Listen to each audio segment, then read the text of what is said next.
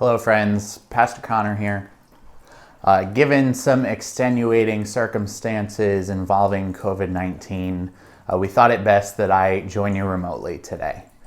So here I am on the TV screen, and we will be joined together in this unfamiliar way today.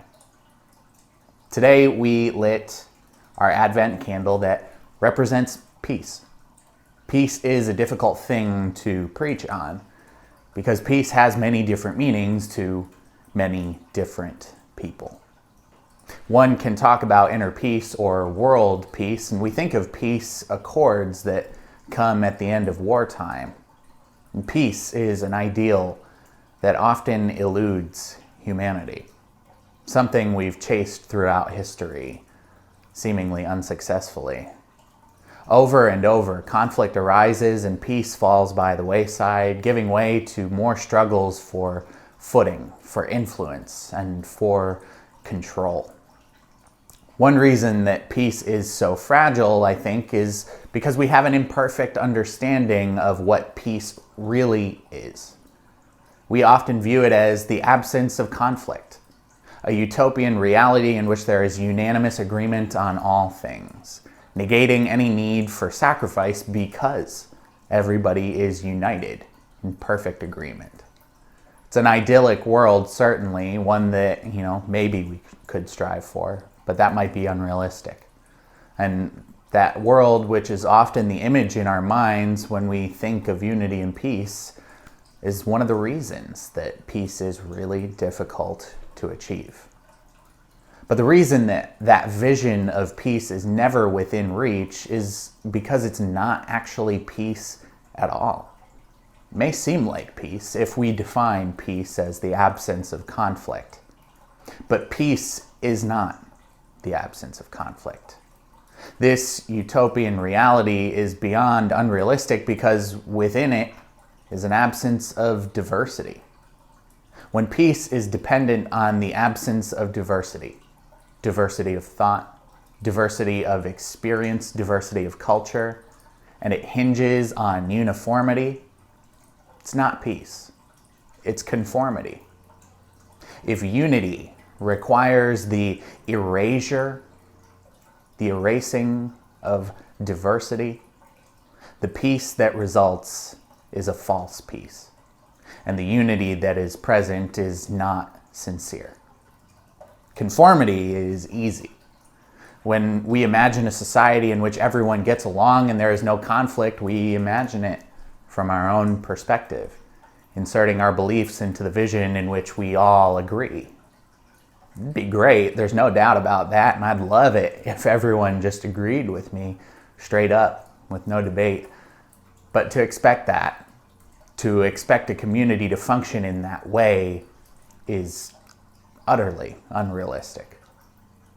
To expect anyone to conform, to behave in ways defined by those with influence and control without question, invalidates their dignity as individual human beings. It says difference is wrong, and peace that is founded on the absence of difference is not God's peace. God created a diverse world. Diversity is the presence of difference.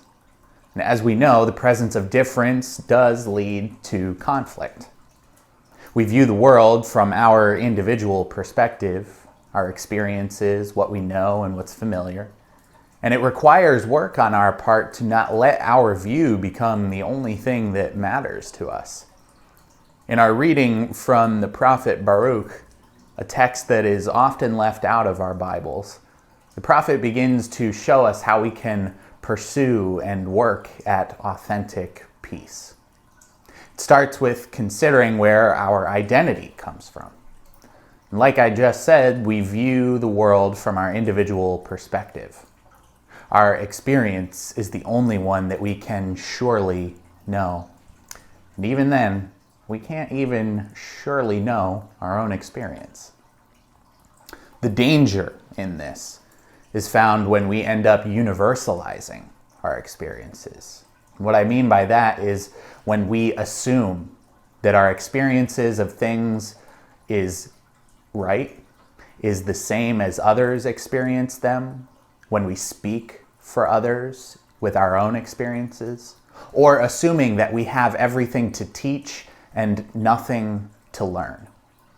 It's the mindset that leads to the false peace that is based on conformity.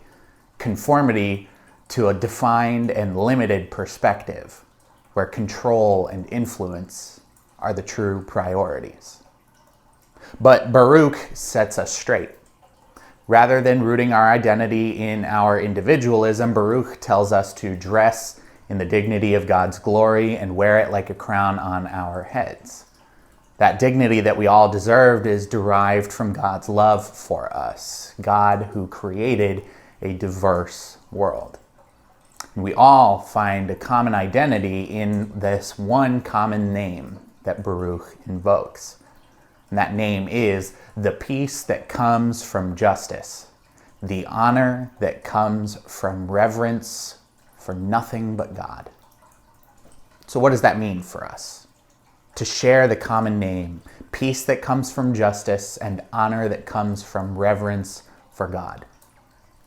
It's not a clear directive by any means, which shouldn't surprise you, because that seems to be scripture. But if this is our name, the roots of who we are, then it means we have our work cut out for us. Where false peace is derived from easy conformity, God's peace, according to this name, comes from justice. Justice takes work. Justice work starts with honoring God. Honoring God starts with honoring God's creation. If we are all made in God's image, God thereby resides in some way in all of us. So to honor a God found in all things is to honor all things. To honor all things then means we must do the difficult thing and honor difference and make room for it. That's where peace and unity become difficult. Carving out space within us for difference and setting a place at the table for diversity are not easy things to do. They are very uncomfortable, and it's far easier to expect others to conform, to mitigate how different they are in order to earn a place at our table. Sometimes in trying to avoid conflict, we unknowingly expect this conformity.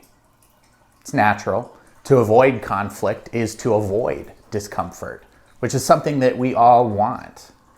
When we think of peace, we think of the absence of conflict and discomfort. And if we insulate ourselves with enough like-minded people with similar life experiences, then we've achieved this conforming false peace.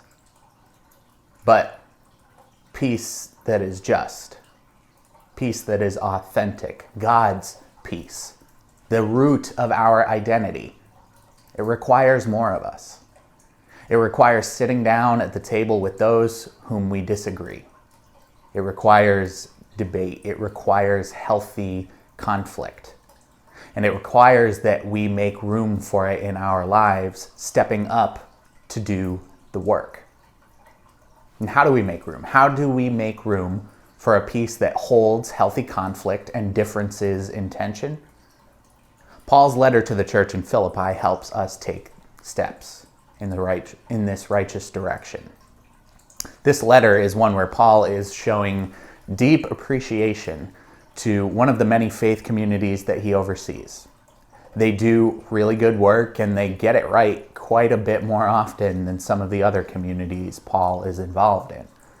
And Paul's prayer for this community, it's not that they enjoy the fruits of their labor, but that they keep at that work. He says, "This is my prayer, that your love might become even more and more rich with knowledge and insight." So, more knowledge and more insight comes when we surround ourselves, not with the familiar, not with what we know, but with that which we do not know. And Paul continues saying, "I pray this so that you will be able to decide what really matters. And so you will be sincere and blameless on the day of Christ. So what Paul is saying to his readers, we the readers today, is that as our insight grows, as we consider and incorporate all that is around us, we then have some deciding to do, some discernment work. We then have to make room within us, giving that which we did not already know a seat at the table, discerning what it is that truly matters in the grand scheme of things. Now, figuring that out is the hardest part. It starts with centering the dignity of all people and prioritizing ways that we can do that. To be filled with the fruit of righteousness and pursue authentic peace means taking stock of our individual experience, figuring out what really matters for the common good of all. And Advent offers us the perfect time to do just that. Sometimes we don't do a good job of it. Sometimes we gripe and harp on the most insignificant of things, making more of them than necessary, more of them than the things that truly matter in the world. We do this not because we're malicious, or maybe we do care about these things, but we do this most of all because they are things that are the most under our control and influence. And it's a tough thing to have to grapple with that. Authentic peace, above all else, though, requires us to relinquish control. To see all God's children as equals requires that we ourselves take a step back, widening our gaze and surrendering to what God reveals through the diversity of their creation. Doesn't mean our voices are silenced, but that we acknowledge that ours is one of many voices, one in a chorus of billions. That we are a soul among many who experience the world through vastly different lenses and circumstances than our own, even within our own faith community. Instead, when we create space at the table for diversity, it's not that we are made less, but that we are coming to know God even more than we'd previously been able to know God. So, on this Sunday of peace, how might we work toward knowing God, making room for peace in our lives? How might we begin to discern what matters, what truly matters, what actually works towards honoring the dignity of all people and letting go of the things that don't? How might we reflect on ourselves, making sure that the things that matter to us are born out of a desire to live in authentic peace rather than false, comfortable uniformity?